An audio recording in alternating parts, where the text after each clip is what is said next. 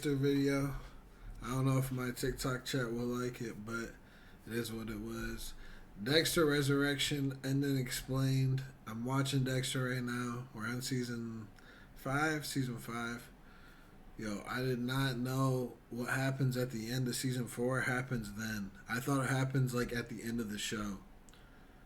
That was crazy. That was absolutely crazy what happens at the end of season 4. I can't believe that's what happened.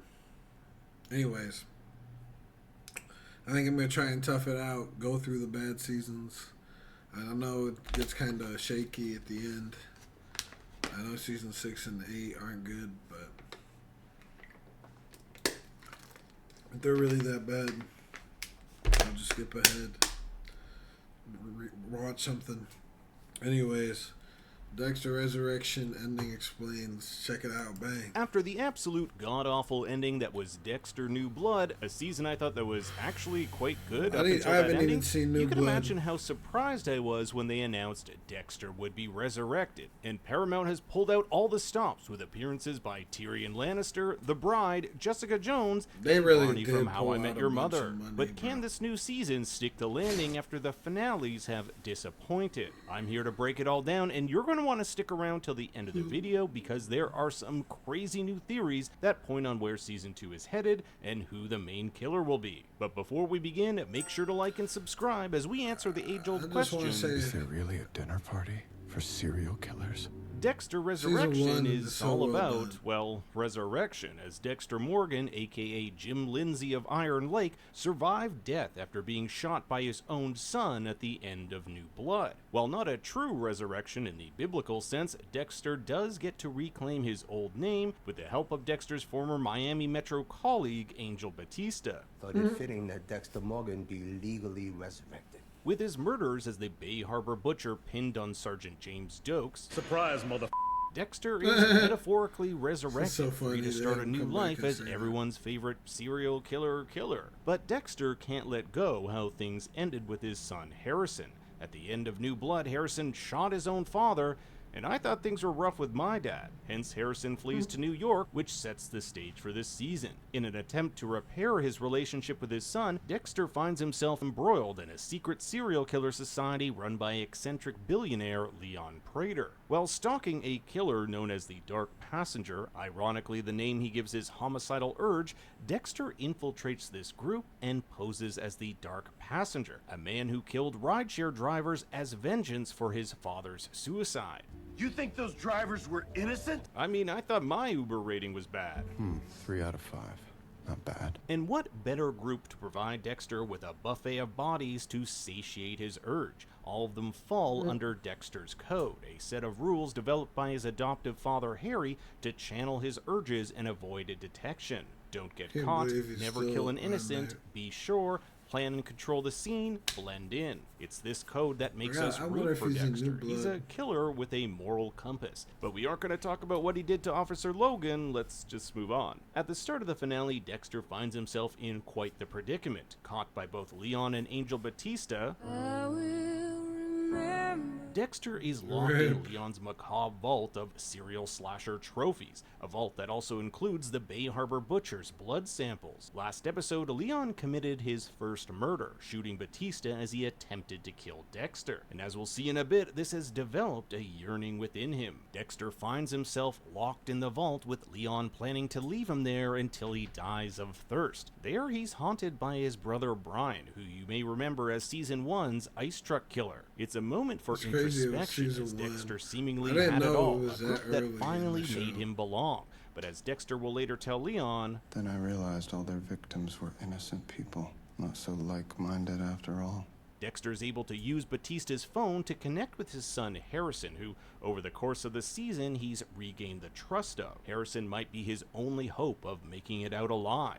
But Leon and his enforcer Charlie know what he looks like, and it isn't long before Harrison is caught infiltrating the event in order to save his dad. You see, the gala is held at Prater's mansion, the same place Dexter's held captive. Charlie's background in special ops makes it easy for her to discover the young killer. But Killer Senior has a trick up his sleeve. In the vault are files, not only of all Leon's killers, but Charlie herself. all incriminating evidence that could put her away for good, including how she ordered the hit on Mia, aka Lady Vengeance. For years, Leon's been paying for her mother's medical treatment, threatening to withhold it if Charlie doesn't do as she's told. But this is the straw that breaks the hitman's back. She makes a deal with Dexter, letting Harrison live in exchange for him not airdropping the evidence to the hundreds of cops gathered just a floor away.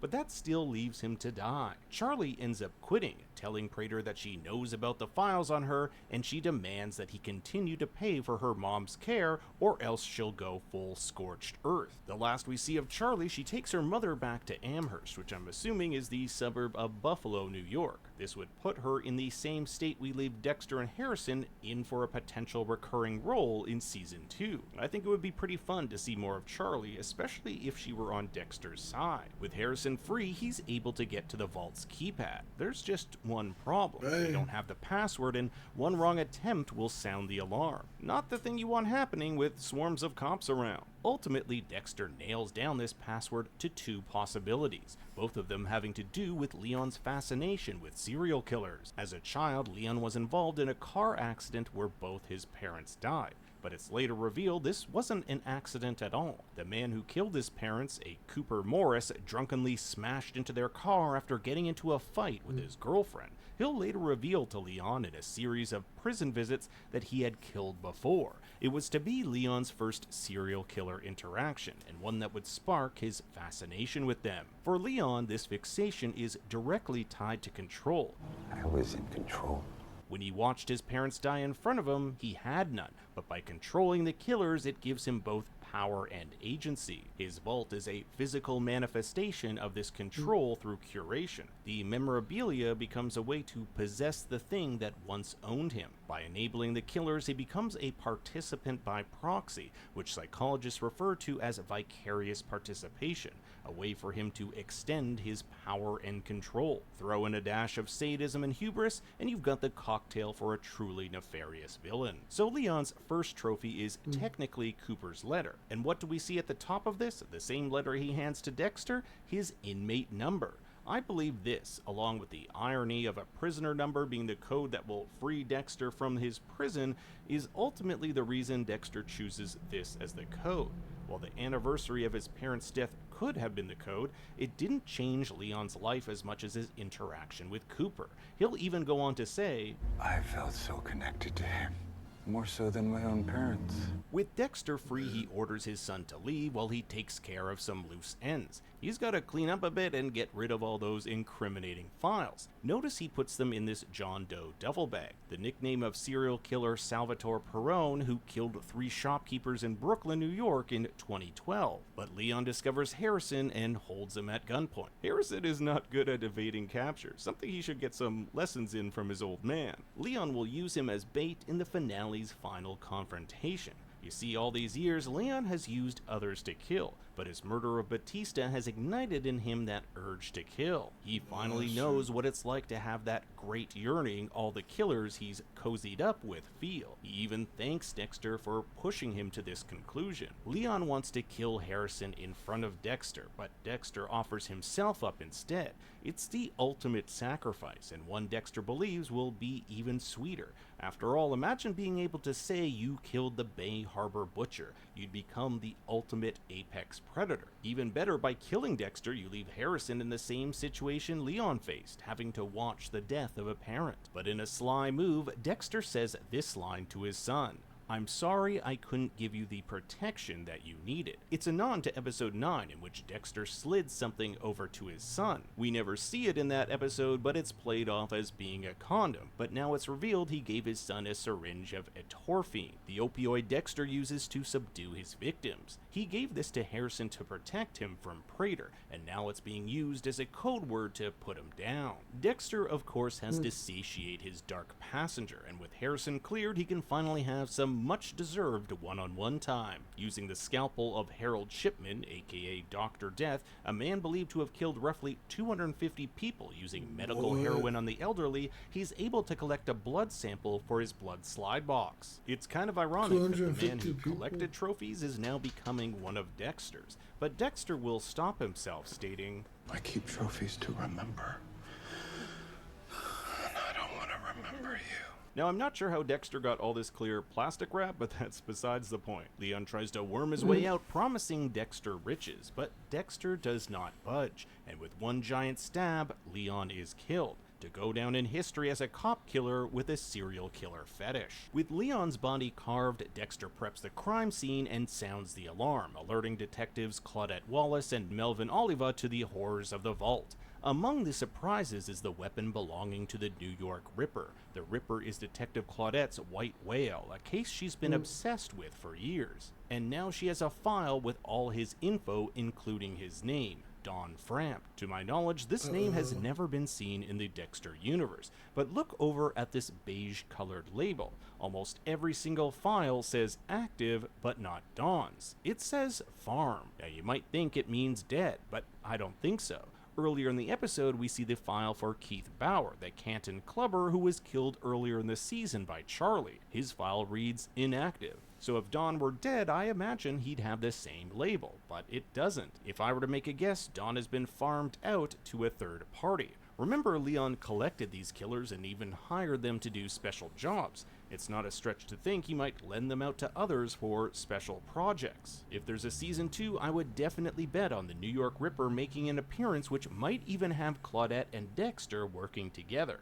After all, it was Dexter who informed the detective, using his skills as a blood spatter analyst, that it was likely a weapon like this that was used to kill his or her victims. Now, Dexter's taken Leon's yacht, ironically called the Getaway, to literally get away with disposing his body. It's also a nice nod to the original series finale, which saw Dexter leave on a boat. But that's not the only thing Dexter has taken. With him are a slew of Leon's files. There's Al Walker, the ponytail killer, aka Rapunzel. He left to go back home to Wisconsin. It appears to me Dexter has taken these files as persons to hunt in Season 2. Names like the Yonkers Slayer, Sleepy-Eyed Stranger, Jaw Splitter, and the Midnight Mangler appear to be new. We see what appears to be a client number on these files, with numbers going up to 86, which could mean there are at least 86 other killers that were under Leon's control. Dexter's final monologue has him framed against the Statue of Liberty. He's finally free to be exactly who he needs to be. He once wished he could be normal, but now embraces who he is, even if that means having his dark passenger by his side. He used to lean on Deb to become more human and connected, but now he has Harrison. This is a different Dexter than started off the season, and certainly a different Dexter that we met in Iron Lake. This is a Dexter who is ready to get back to work. It's possible he could take this yacht and go on a spree trying to find these killers, but have you seen the cost of yacht fuel lately? My guess is he'll be staying in New York. It just makes it simpler for production, and his kid will be going to school here. Plus, we have all these other secondary characters like Blessing and his family who may or may not be making a return. But now I turn it over to you. What did you think of this ending? Or should I say beginning? This definitely felt like a new start for Dexter. I want to hear your thoughts and theories in the comments below. Thanks for watching. Be sure to like and subscribe. And for more bad takes, you can follow me on Twitter and Instagram at ThinkStoryYT. Until next time. I appreciate it. Like and subscribe. Bang.